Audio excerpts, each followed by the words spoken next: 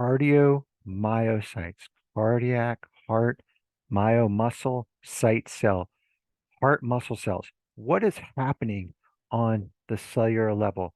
How are these cells contracting? Well, we have to recall that at rest, that the cells have higher levels of potassium intracellular, potassium intra within the cell, and sodium extracellular, sodium X outside of the cell. So recall at rest, that's where they're at. And that's where we're at here with a cardiomyocyte at negative 90 millivolts. Then there's a sodium inflow into the cell. Sodium is a cation, a positive ion. So it's becoming less negative intracellular.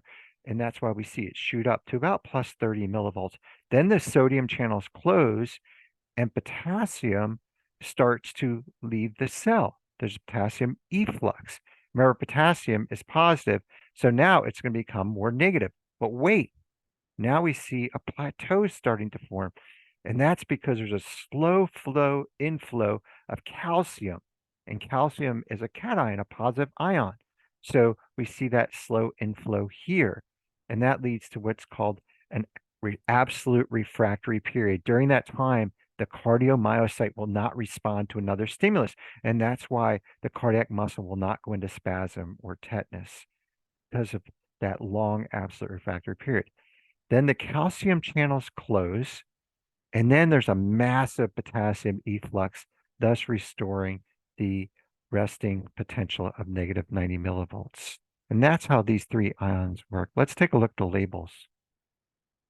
So again, sodium inflow causes the inside of the cell to become less negative or more positive to about plus 30 millivolts. Then the sodium channels close, and then we see a potassium leaving the cell, an efflux, that's what that means.